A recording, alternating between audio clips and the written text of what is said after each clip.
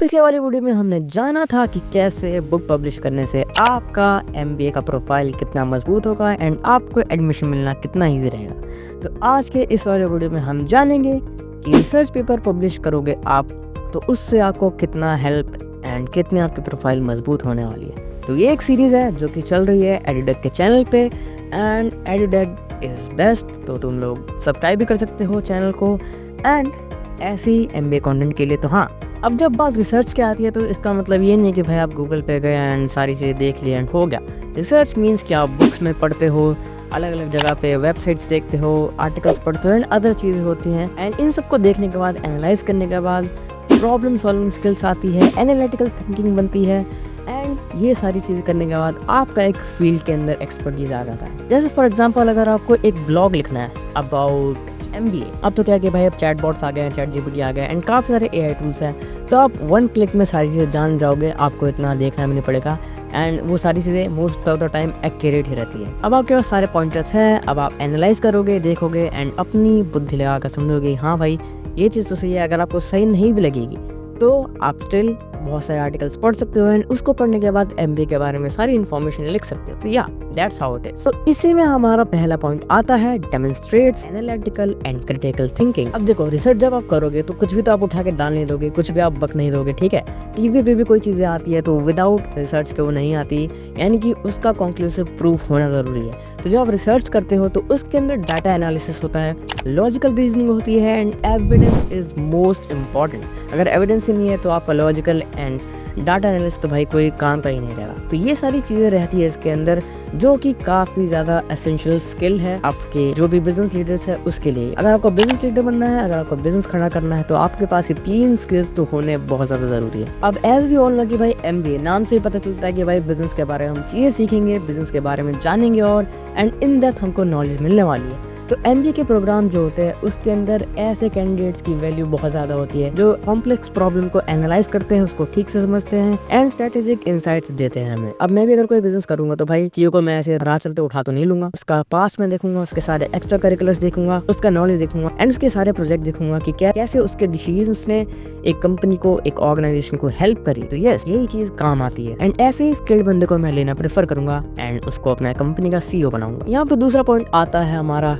Showcases expertise in a subject, यानी कि अगर आप रिसर्च करते हो फाइनेंस के ऊपर, मार्केटिंग के ऊपर, ऑपरेशंस के ऊपर, स्ट्रेटेजीज और टेक्नोलॉजी के ऊपर, तो आपके बिजनेस स्टडीज के अंदर डायरेक्टली हेल्प होती है इस चीज़ में। यानी कि बिजनेस स्टडीज जो भी आपका सब्जेक्ट रहेगा उसके अंदर काफ़ी आपको मदद मिलेगी एंड ये चीज़ उससे काफ़ी ज़्यादा अलाइन करती है। एंड ऑफ कोर्स जब आप ये सारी चीज़ें करोगे, इन सब चीज़ों में, इन सब फील्ड्स में रिसर्च करोगे तो आपको एक बहुत ज़्यादा डीप नॉलेज रहेगा एंड इंटेलेक्चुअल क्यूरियोसिटी रहेगी स्पेसिफिक एरिया के अंदर। तो यस, रिसर्च आपको एक मतलब साइंटिस्ट तो नहीं बट फाइनेंस के अंदर आप करोगे तो बिजनेस स्टडीज के अंदर आपको काफी मदद मिलने वाली है। अब देखो यार, हम ह्यूमंस का नेचर ये रहता है कि भाई सारी चीजें हमें बहुत जल्दी चाहिए होती है। मतलब कुछ भी चीज हो यार, तुम कुछ भी चीज इमेजिन कर लो, हर चीज लोगों को बहुत जल्दी चाहिए होती है and research is not like that. Research के अंदर भी काफी टाइम लगता है। मतलब कोई रिसर्च में तो भाई 10-10, 20-20 साल लग जाते हैं, तब जाके एक रिपोर्ट आता है, एक रिजल्ट आता है कि हाँ भाई ये चीज प्रूव हो चुकी है। तो आप समझ रहे हो कि इस बात की इंटेंसिटी कितनी है। यानी कि रिसर्च के अंदर काफी ज्यादा पेशेंस लगता है, कमिटमेंट लगता है, आपको कमिटमेंट करना पड़ेगा। अब वो कोई भी टॉपिक हो सकता है एंड डिपेंड करता है कि वो टॉपिक कितने साल आपके लेने वाला है, कितने महीने, कितने दिन, डिपेंड करता है एंड एक स्ट्रक्चर्ड थिंकिंग लगती है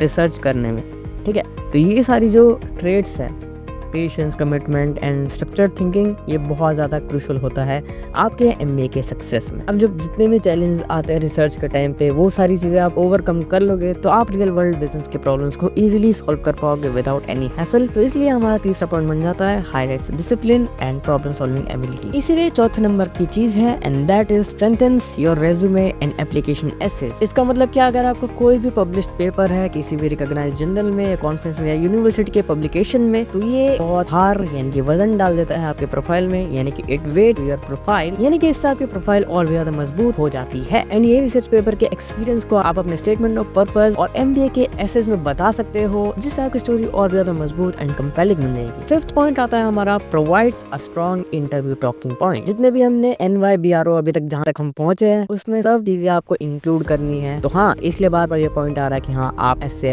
अपने इंटरव्यू में इंक्लूड कर सकते हो। यानी कि एडमिशन कमेटी पसंद करती है ऐसे कैंडिडेट्स को जिसके पास यूनिक अचीवमेंट्स हो, यानी कि जो भी आपने रिसर्च के ऊपर करा, किसी भी चीज़ के ऊपर, किसी भी टॉपिक के ऊपर वो हो सकता है, उसकी जर्नी आप बता सकते हो, क्यों आपने वो चीज़ चूज करा, यानी कि वो टॉपिक क्यों चूज करा, एंड कौन कौन से ऐसे चैलेंजेस है जो आपको फेस करने पड़े एंड उसका इम्पैक्ट क्या रहा। ये सारी चीजें इंगेजिंग बनाती है आपके डिस्कशंस को आपके इंटरव्यू के अंदर। यस, ये एक बहुत अच्छा पॉइंट है। 6 नंबर पे आ जाता है हमारा support career goals in consulting, analytics and strategy. यानी कि अगर आपको कंसल्टिंग में करियर बनाना है, एनालिटिक्स में करियर बनाना है, या फिर मार्केट रिसर्च के अंदर आपको घुसना है, उसके अंदर कोई करियर बनाना है, तो ये रिसर्च पेपर आपको उन स्किल्स के लिए वैलिडेट करते काफी ज्यादा, यानी जो भी करियर आप टारगेट कर रहे हो उस चीज में काफी ज्यादा हेल्प होगी अगर आपके पास रिसर्च पेपर रहेंगे।